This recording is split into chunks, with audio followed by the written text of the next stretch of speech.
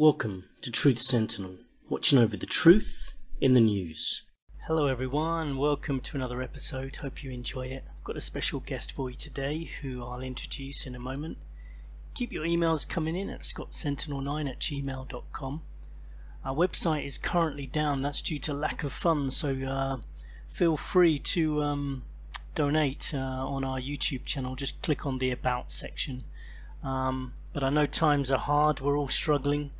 So anyway, just settle down, relax, and enjoy today's episode. My next guest can be found on YouTube as Crrow 777, where he does podcast episodes and all kinds of topics which all challenge the reality that has been widely taught to people. I believe he first gained notoriety when he filmed a lunar wave, which we'll talk about shortly. We're going to talk about the moon, lunar waves, moon landings, the sun. We might get onto other aspects of space and flat earth ideas, control, censorship, life and death, and anything that crops up basically. Just a relaxed chat about the world we live in. So hi, welcome to Truth Sentinel, Crrow. Hey man, thanks for having me. You're welcome. Can you tell us just a little bit about yourself and how you came to be studying the moon, and maybe just introduce the concept of the lunar wave if for people out there who haven't heard of it before? Sure. I'd had a pretty good telescope set up since the mid-90s, but up in, I think it was May, supermoon of May in 2012, I had family over. We were looking at the supermoon. I didn't have a way to film at the time, and my nephew spotted black triangles transiting the moon. And that's really what started it. For 2-3 hours, a number of us saw, just an endless line of these black triangles. And we had an eyepiece on, so the view was incredible. Much better view than when you've got a camera on, a sharper view. So the next day I went out and got the things I needed to hook a camera up to my scope, and fast forward to the spring or the fall equinox of that year in September. It was the 26th. I accidentally filmed the lunar wave trying to film things transiting the moon.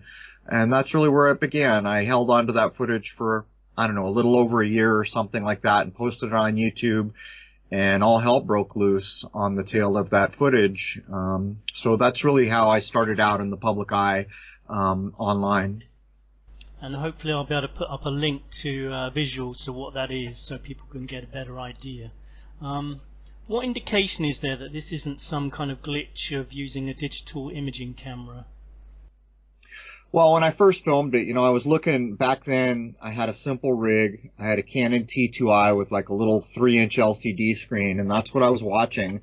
And I pan, you'll see in the original 2012 footage, which is the best lunar wave we have to date, I panned down below the moon and the wave had started. I didn't really notice it. When I panned up to center up on the moon again, I did see it. And my first reaction was, something's got to be failing here. But you see, I've been digital since the early 90s anyhow. And in the back of my mind, I understood subconsciously that that's not how digital failure, ripping or tearing or any of these things happens. But as fate would have it, it was the camera pan. Some months later, it dawned on me all at once, the camera pan proved that it was a film event. And from there, hundreds, many, probably thousands of people were digging into the footage before I ever posted it, just handing it to people and getting them to look at it. And, we realized this is unusual. It's probably important. And people who follow me at Crrow777radio.com, where I host my podcast, the last episode we just did was on the equinoxes, and I'd always felt it was tied to the equinoxes, but back in 2012 I was accepting the equinox date that was projected out to the world through media, through the news, and we've come to find out that those are false. Like this year they're telling me the spring equinox in my area is going to be on the 20th. It's not true. It's actually going to be on the 17th. And that opened up a whole new can of worms. We went back to the 26th of September filming of the 2012 lunar wave, and we discovered that it was actually filmed on a true lunar wave, and also on the night of Yom Kippur, which is the highest Jewish holiday, and they mark that event using a luni-solar calendar. So it's really come a long way, and in that last episode, I really was able to better tie the 2012 occurrence of the lunar wave to the equinox itself, which actually it was a true equinox the day it was filmed. So the implications of it being linked to the equinox would mean that it could potentially be predicted, the next one, right? And if that was the case, then this would be no glitch of any digital cameras. This is actually happening, right? Well, it's proven. It's not really argued. Anyone who thinks it's a glitch just hasn't looked at everything that's gone on. It's proven beyond doubt. And you know, the first filming we had, it was proven beyond doubt. Anyone who knows anything about cameras can look at the camera pan, and you'll see that actually I filmed the beginning of the wave, pan up above the wave, back on the moon, and the wave catches up to the camera. And that's to set aside what's obvious. If it was some kind of, you know, people say sensor, CMOS, you know, all these things they claim, it would be locked to the camera pan. And there's been, I don't even know how many now, over 20 some supposed lunar waves filmed. But yeah, you know, we're starting to nail it down to equinoxes. What you said is true. We are trying to predict it now, teaching people how to discover what a true equinox day in their area is, when truly day and night are equal. And we've even tried to start to nail down the hour, which isn't as easy. And so, you know, the long and short of it is, yeah, we need more captures around this time to learn more. And I'll try and put a visual up, but basically for anyone just listening, it's kind of like a ripple. Is that how you would describe it? Like a ripple of, like the moon's being reformatted almost, so it'd be kind of, it would suggest that it's some kind of projection, right? Well, there's a couple things here. So yeah, it looks like if you took an old VHS video camera and filmed a tube television, that kind of rolling refresh line, you would see it. That's the closest I can describe to what it looks like. I'm sorry, I lost the thread. The last thing you said, there was something else I wanted to address there. Yeah, no, I think shoot. I think you covered it really. Yeah, it was you described it a bit better than I did, and so that kind of ties in a bit with what David Icke says about the moon and some other planets as well. Are you a follower of David Icke? Do you kind of subscribe to his ideas? No, I don't. Not at all. I don't think most of what that man does is helpful for people. I don't think the whole alien agenda thing and all these reptilians, I think these are fantasy land ideas, and I don't think they're helpful to people who want to get to some semblance of reality. And you'll find in this world right now, with so few corporations controlling all media, and I mean all media, all news, all these types of things, anyone who's talking to hundreds of thousands of minds or millions of minds, they're playing by the rules, or they're not playing. That's just where we are in this world, so there's that to consider.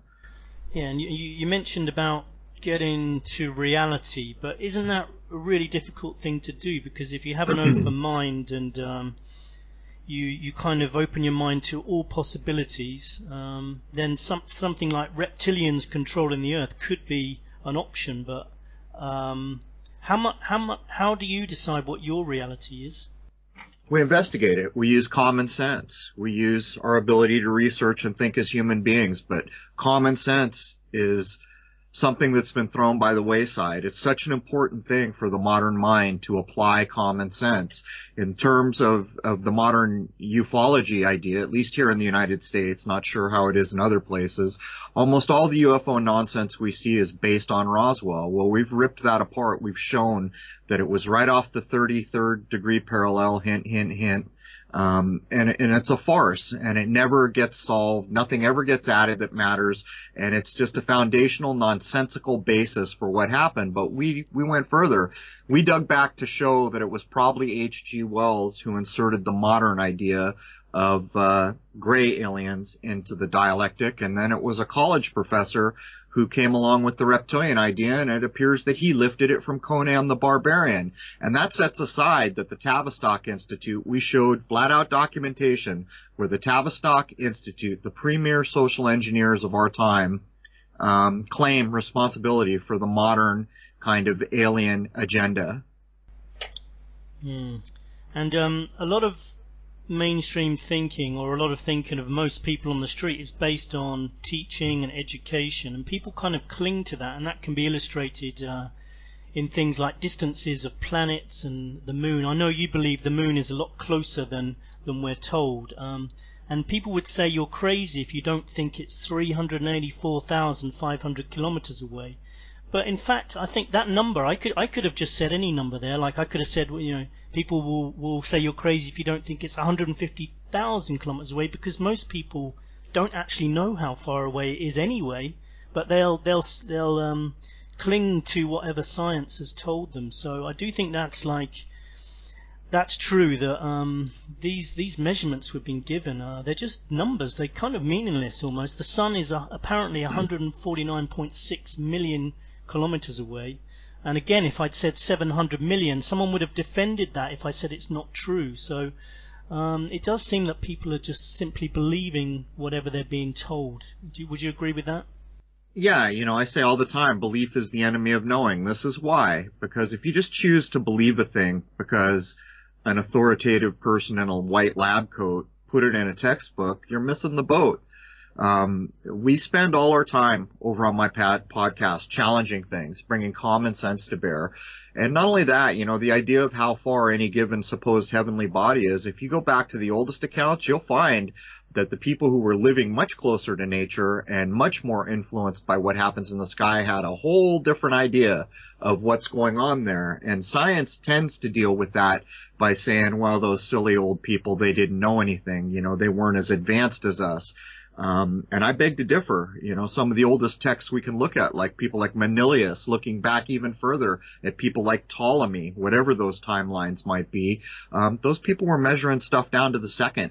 And, you know, I've said for a long time, space is misdescribed. There's some kind of a hard, fast barrier. Nothing leaves our atmosphere, not man or machine. And when you begin to understand what the moon landing was, and that there are not satellites in space as described, and that the International Space Station is hocus pocus, and even if you take it further, if there were people in an International Space Station, why don't they poke a camera out the window and show us these thousands of satellites? No one has ever seen a real picture of a satellite in space doing what it does. No one has ever seen a real picture of the Earth from space. The three most common are the Apollo 16, Apollo 17, and the 2002 Blue Marble images. And we've shown what a farce they all are. And even in the 2002 image, that recently, we can tell you the name of the artist who designed it. And he said something to the effect of, NASA gave me data and I made this image to look like I thought the world should look like.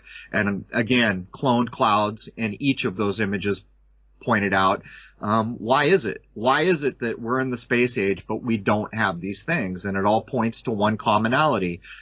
Space is in fact misdescribed. There is a hard, fast barrier, which all the old cultures knew about and talked about.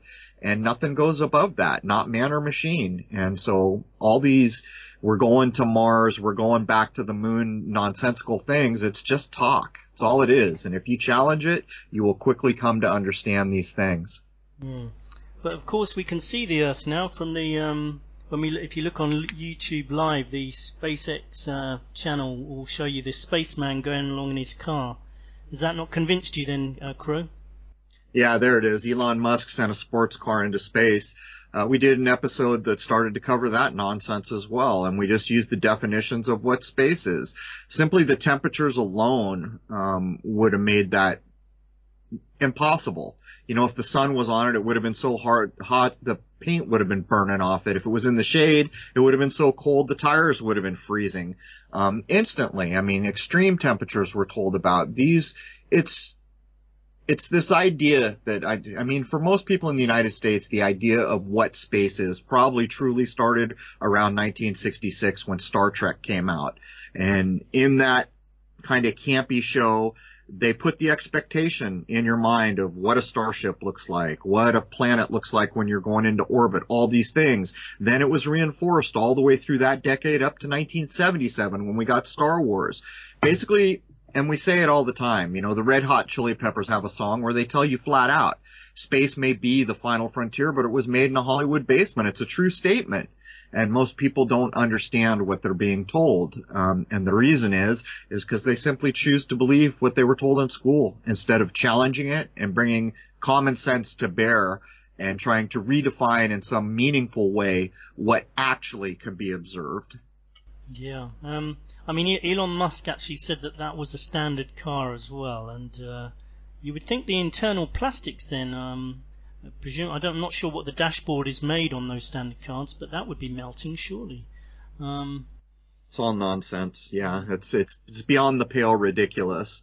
Yeah, I don't think I need to say too much more about that. If someone wants to believe they put a sports car in space, all I can say is they need to go back and challenge these things, because it's a cartoon, is what it is. And not only that, it matches. It's another one of these things where Hollywood is never far from what NASA is doing. And the 1980, I forget what it was, 1981 movie called Heavy Metal. It was a cartoon. There are 1-to-1 matches. When they began to show us the pictures of this dummy in a roadstar, or I guess he calls it a roadster, in space, you could go to the movie, the opening sequence when they dropped a Corvette out of a spaceship and it comes steaming back into Earth. The imagery is identical, 1-to-1 in many places. It's a mind game. It's what it is. Yeah, there's no doubt that one really does look fake. But I think part of the problem is they never screw up so big that even the person on the street would look at it. I mean, it looks a bit fake, but it'd be good if someone could just open the door in the studio or something. You'd see it in the background. But I guess they put it on a delay so that they could always hide any major screw ups. But have you seen anything regarding the moon landings or the ISS or anything that is such a major screw up that people can go and check it out and find out for themselves that it's all made up? Well, as far as the moon landing, it's simple. Just go look at the work people have done on YouTube. There's glaring incident after glaring incident. There's a litany of things. And that sets aside the fact that for some reason, the most important thing we ever did, leave this planet and go to a different body, all the original footage is lost. All the telemetry data is lost. And by the way, when the people were shown that television clip back in the 60s, we were told NASA didn't have the technology to put it out over the air, so they filmed it off a black and white tube television. That's what people were shown. But, the Elon Musk stuff, it's beyond ridiculous. And not only that, they put it out on a live feed on Google, and within 24 hours, people were already proving they had changed the live feed. None of us are allowed to change a live feed. When we do a live feed, it goes up on Google, but yet here are these boys putting sports cars in space. They can do any damn thing they want. And so when you do something on a live feed, you're implying this is being recorded in the way it's going down now live. And that's not the case. They went back in, and there are plenty of channels out there. You can look it up on YouTube that have side by side that recorded the initial live feed and then showed within 24 hours they had edited the live feed. There's no reason for these things if you're telling the truth. It's that simple. Yeah, you can check that on Terrorism channel. Jaren, who came on in a recent episode as well, he's got details of that. Also, the vertical rockets, the vertical rockets, that doesn't look right. But wouldn't there be engineers out there that would know that that's impossible to achieve, like landing, especially simultaneously landing 2 rockets vertically? It just doesn't seem like you'd be able to get a vertical shape like that to land like that. Of course there are. There are tons of people who know that it's all farce, but it's a numbers game. We're down to like 1 or 2 massive corporations that control all the information systems, things like Google or the cable news stations. And so it's a numbers game. So you could have 100,000 engineers out there who know it's bunk, but how do they get the word out? And then on the news that night, they come out and they lie and they tell 100 million people the exact opposite. So it's just a numbers game. And until people grow up and understand that television is just social engineering, it's what it is. There's no law that requires them to tell you the truth on the news anymore, at least in the United States. You need to wake up. Just because the television shows you video doesn't mean dick. How many people went out and saw the movie Gravity? If you were a person who didn't know anything about the culture here in this world and were shown the movie Gravity and then were told this was all filmed in space, you would never be able to tell the difference. It was that good. So these people who tune in and say, oh yeah, they got video of this or that, and in terms of the rocket landing, heck, the first time they showed this, a bunch of us downloaded it, and it looks to me like they just ran the video backwards. A bunch of people came to that conclusion. Hard to know for sure, but that's what appears to have been done. We simply ran the clip forward and ran it backwards, and it looks like the landing is just the launch in reverse. Yeah, no, that's the way it looked to me, or like a simulation, almost like a simulation of if someone was demonstrating what they were hoping to achieve rather than like something they did achieve. Well, think of movies like Avatar, where they basically created a whole world in a computer. You know, if you don't think that people who their goal is to lie to you about what's above the blue sky you see, that are basically here to ensure you don't know anything about what space is, think of the tools that could be at their command. And I just pointed out that Elon Musk lied to us, put a sports car in space, and then when we took that apart, we could see that it matched the Hollywood movie Heavy Metal, 1-to-1. So Hollywood and these endeavors are hand in hand. In the same way the Academy Awards just happened, and every year there's like these marching orders put out through the Academy Awards. This year it was done with 3 ladies, 2 of them in royal purple. A few years ago it was done with Michelle Obama flanked by Marines, telling all the players and actors out there not to be afraid, to keep soldiering on. And this was in the midst of all their false flag events that were being discovered left and right. So you can see what goes on in this world.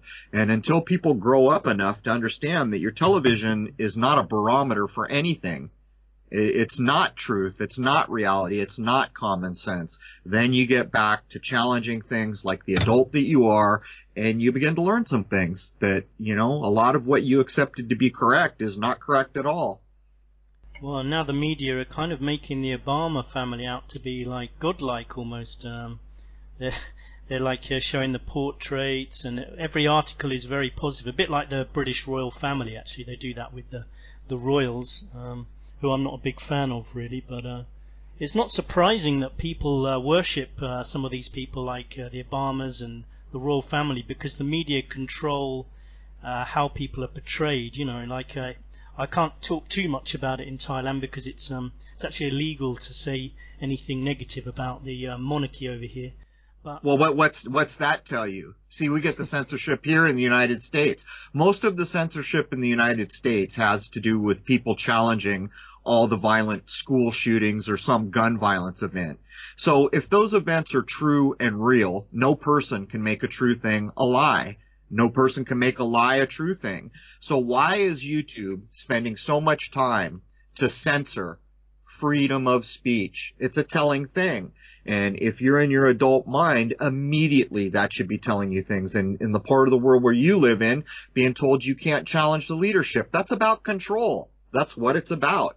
There is no other reason on this green world we live for that kind of censorship. It is about control, period. Yeah, and it seems to be ramping up as well. I mean, just recently in the last few days, a number of well-known alt-right activists have been barred from the UK. And it kind of shows, like, you know, they'll turn away people like that. But if you've been fighting with ISIS in Syria, if they exist, of course, can be let straight back in, and they'll even offer you council houses and things like that. But if you say things that, you know, people don't agree with, and I don't always agree with these alt-right activists, but I don't think they should be barred from the UK. I mean, they're not dangerous people at all. So, yeah, it seems to be ramping up on the internet as well. On YouTube, channels are being shut down, and I know you've experienced some of that recently as well, haven't you? Yeah, I have my YouTube channel shut. And then there were so many followers who just raised hell.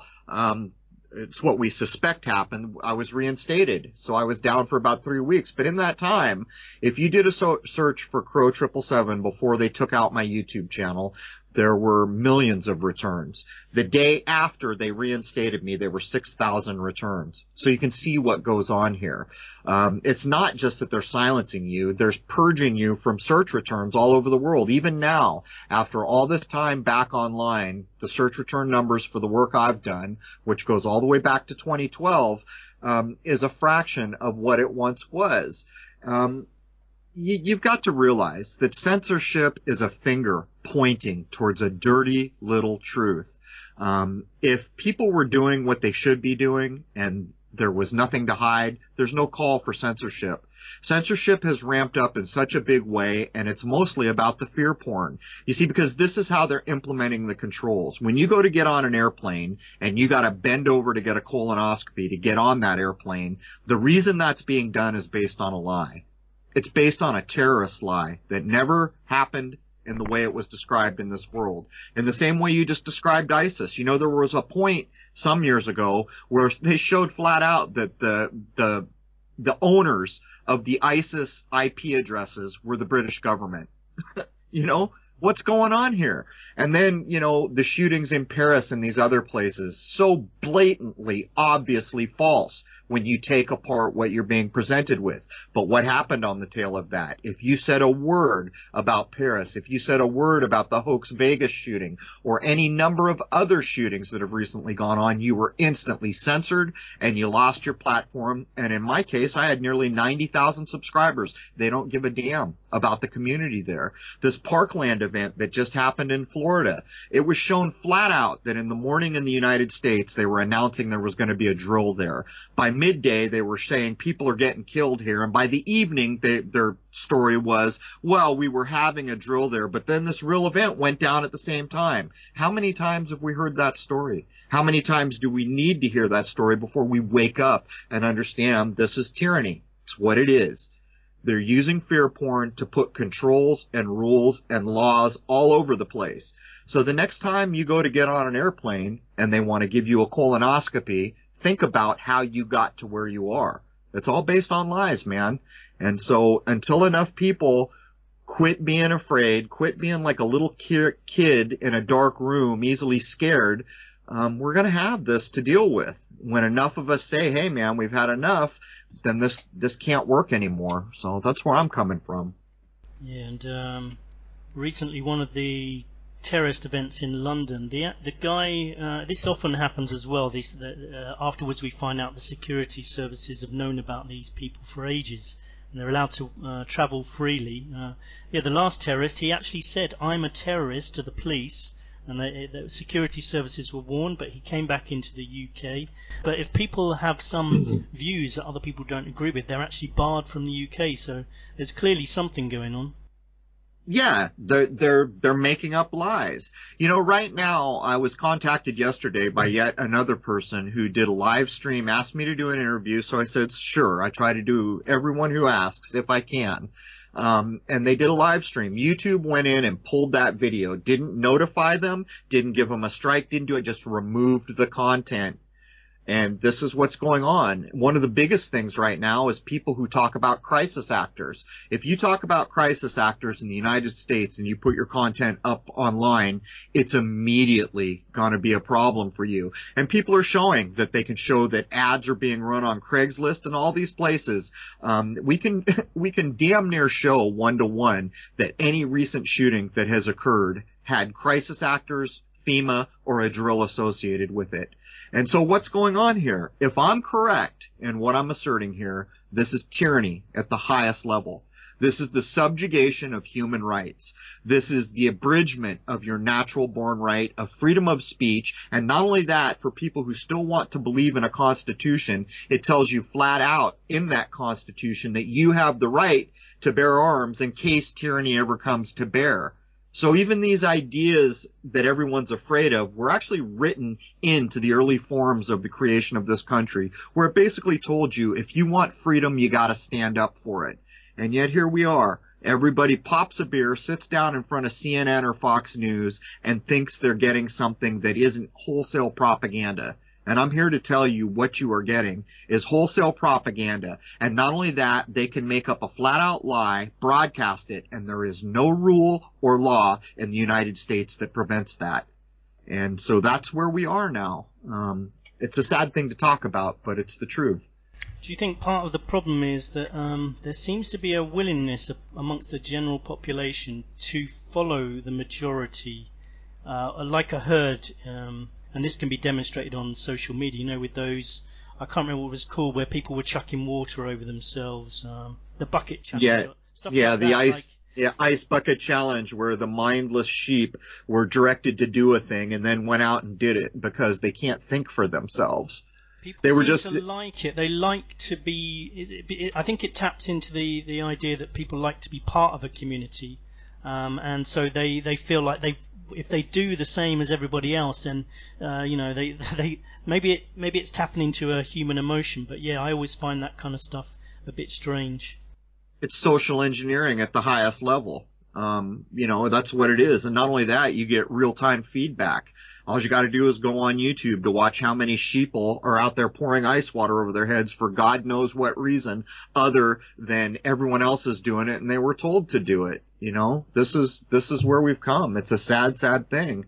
To see so many people who can't think for themselves and stop and say, well, wait a minute, why are we doing this? And then the people who are ahead of the curve are sitting there trying to tell them all, do you understand that the ICE challenge, they're just encoding another idea of ISIS.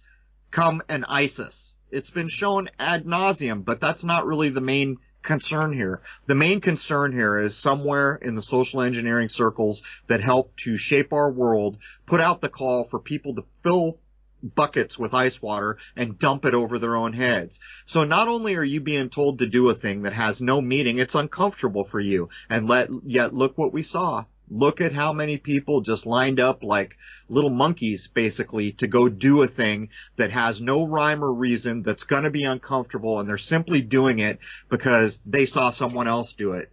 This is where we've come. Extreme examples. Recently, it goes to an even stupider level where, people are taking selfies with oncoming trains, and a few people have been hit and some killed because of it. So they're trying to take a picture of them with a train, and then they get run over by it. Well, it never ends. And, this plays into the idea of one of the facets of how media works and how media controls society. I mean, did you know that in the United States there is one place that puts out the polls? Any poll you want can be submitted to this place. Within 24 hours, you'll have your poll, and it will go in the way you requested it to go when you paid for it.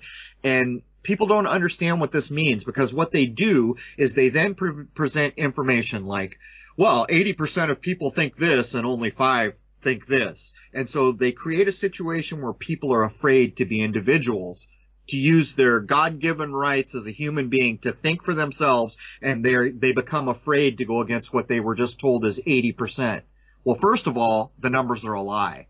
They're made up in the same place. I forget the name of the place. We just did a show on it not too long ago. They're created in 24 hours, and the outcome of what the purchaser of that little poll will be the outcome of the poll.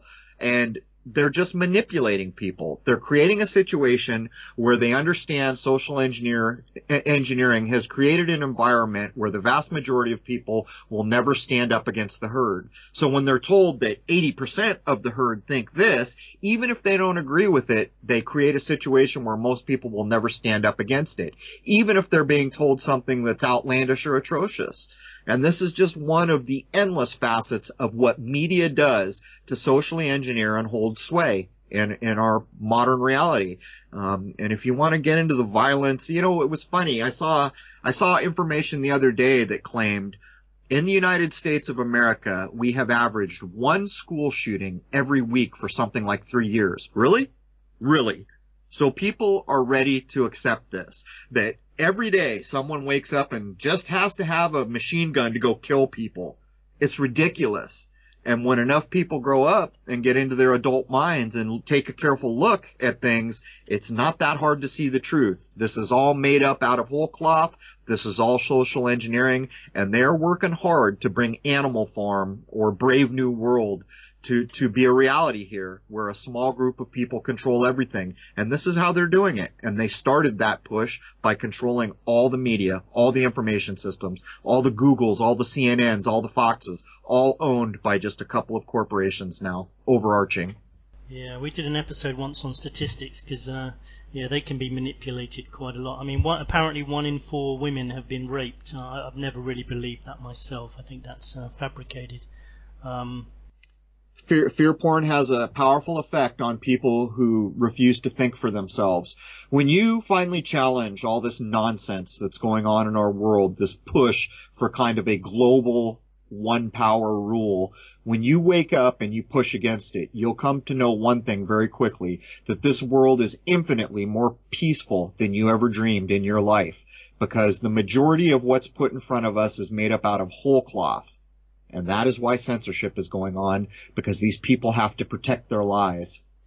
Yeah, I mean, I heard you talking about how we live in a construct and everything is man-made. And I've always thought it strange that the ideal for a nation to achieve civilized society is called development, where you have buildings and technology, and that countries should become developed. And the countries where they've still got a lot of trees and they're living amongst nature, that's called undeveloped countries, and they need to get their act together and start building things, It seems backwards, Yeah, you can't control, until you can call someone a citizen, in a modern society, you can't control them.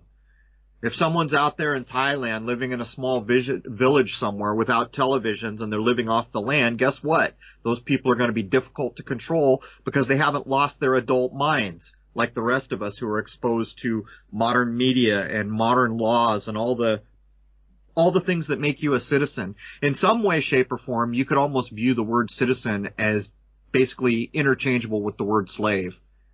As soon as you're a citizen and you drive your car, you can be pulled over. You can be arrested. You can be sued. You have to pay taxes. All these things come into play that now you are subject to the minute you're a citizen in a modern developed society.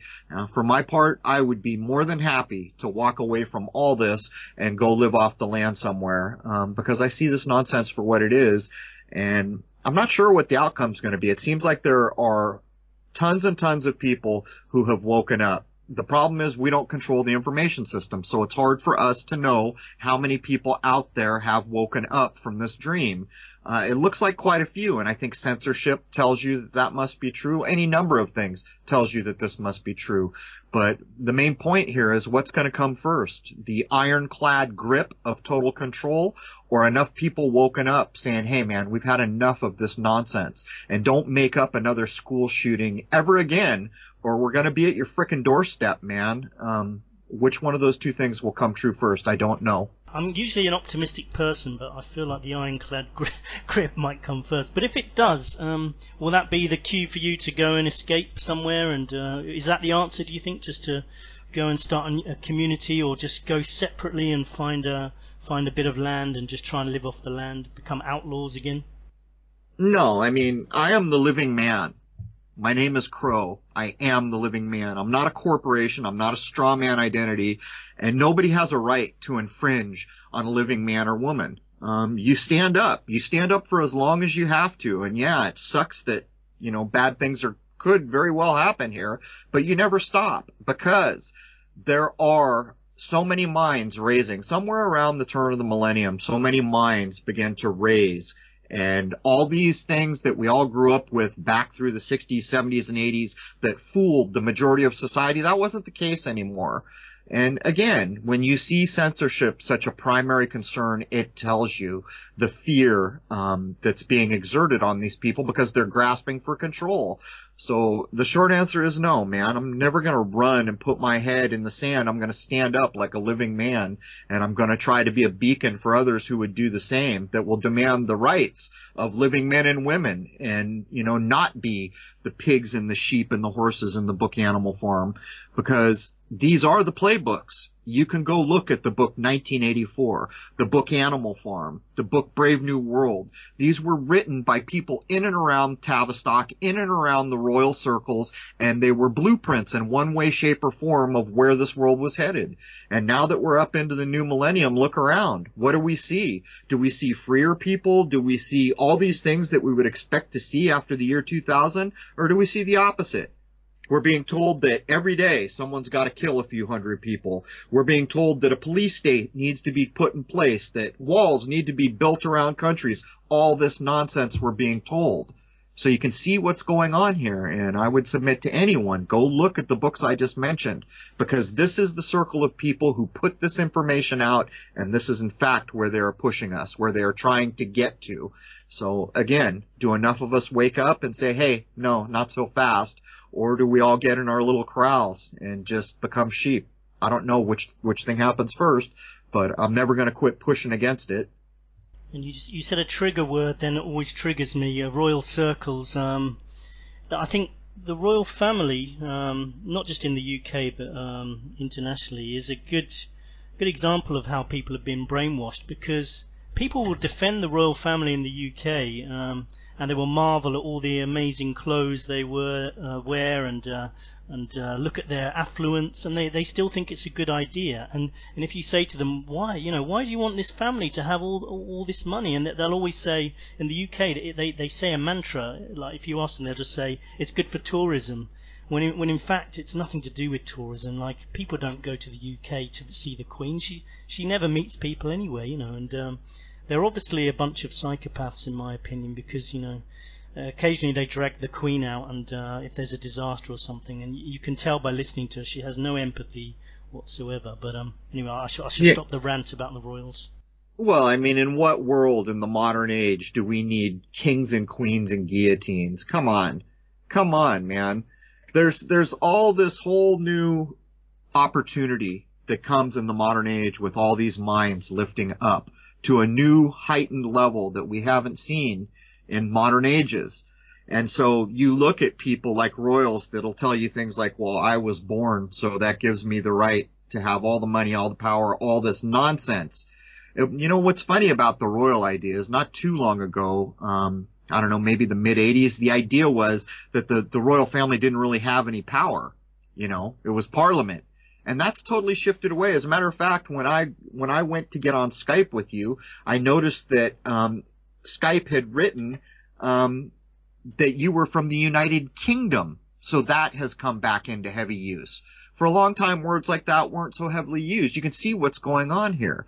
It's just about power and control. And what right does anyone have to hoard power or control over living men and women? And for my money, they have no right. I don't give a damn what your blood type is or when you were born. That's not a stamp from God to do the things you're doing. That's where I'm coming from. I think every person is important, and I think every person has a right to live as they see fit, as long as they're not harming people. And I think we could make the claim all day long that these royal circles around the world, they do a lot of harm all over the place to keep a hold of the power and control that they have.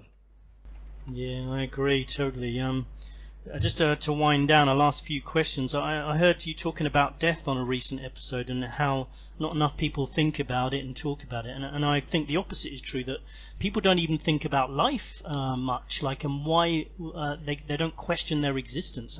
The man on the street often just does his job, goes home, has his meal, goes to sleep, wakes up. They never think or question their existence. And I think partly that's to do with the fact that subjects like philosophy are just given the very low status. Like, you're not supposed to really question too much. But I wondered how often you think about your existence, and have you found any satisfactory explanation for what purpose here is on Earth and where you might be going after?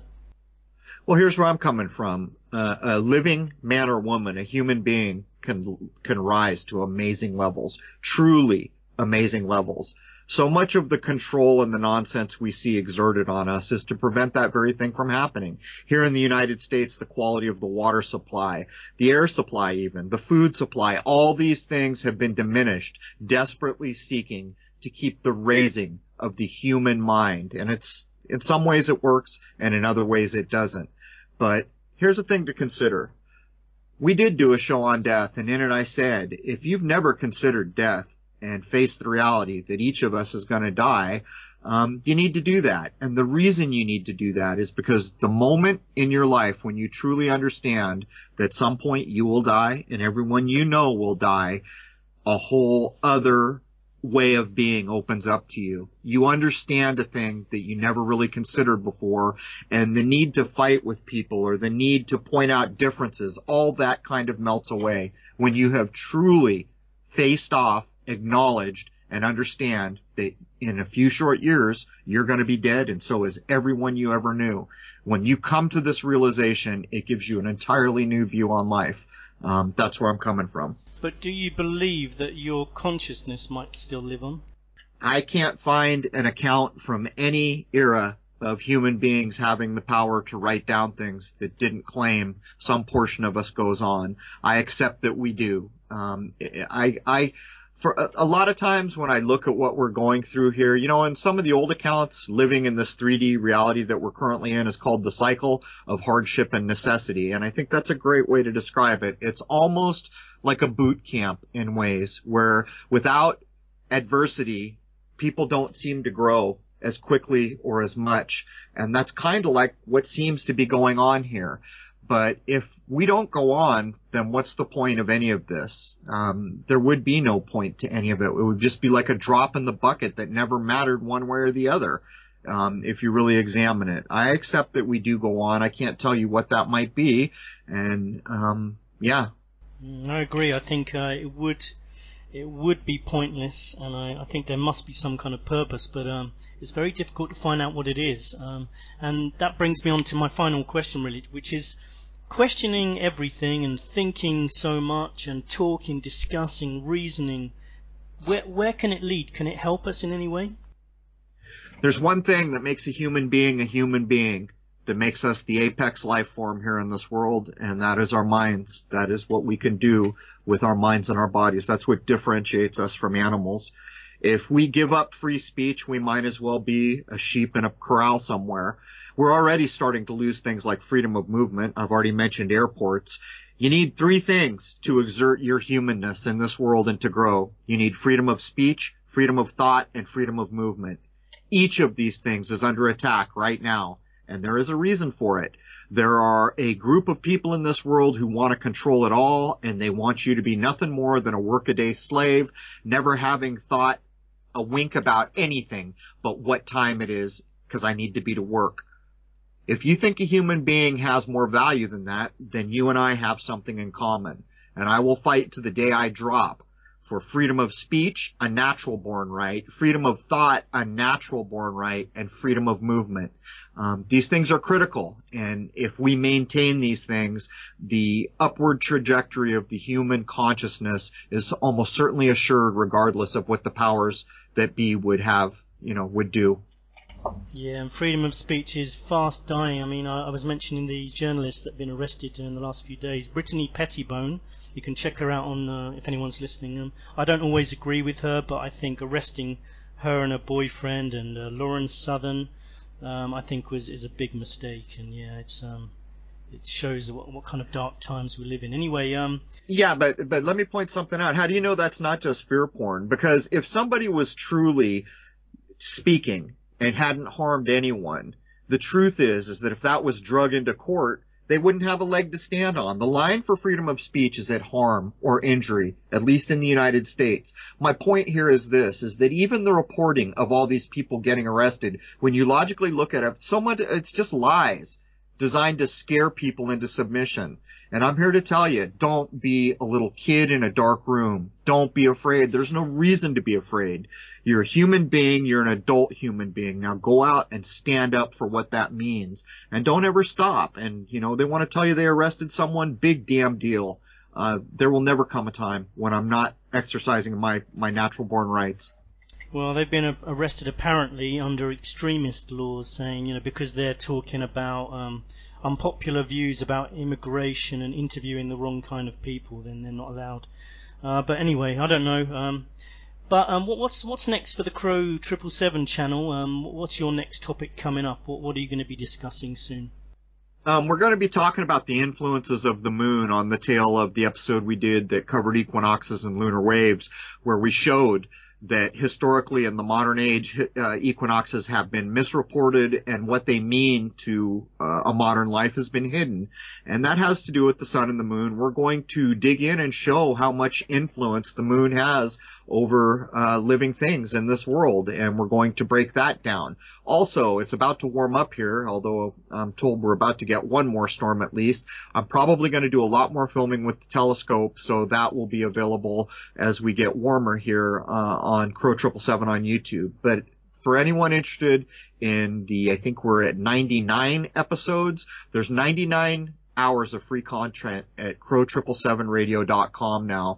If you want to become a member, then you double that number, how much content is there. And we have covered nearly everything under the sun, to make a pun. Anyhow, man. Yeah, okay, well, thanks very much for coming and chatting to us, Crrow. It was a pleasure talking to you, and I'll be continuing to listen to your episodes, and anyone else I recommend to go and check you out on YouTube. But you also have a website as well, right? Yeah, that's Crrow777radio.com. There's 2 R's in the word Crrow, so it's CRROW777radio.com. A search engine should get you there. But anyhow, nice to meet you, Scott. Thanks for having me on, and I wish you all the best, man. Yeah, you too. I hope you'll come back sometime anyway. So yeah, thanks, Crrow. Catch you later. All right, say the word and I'll be there. Cheers. Cheers.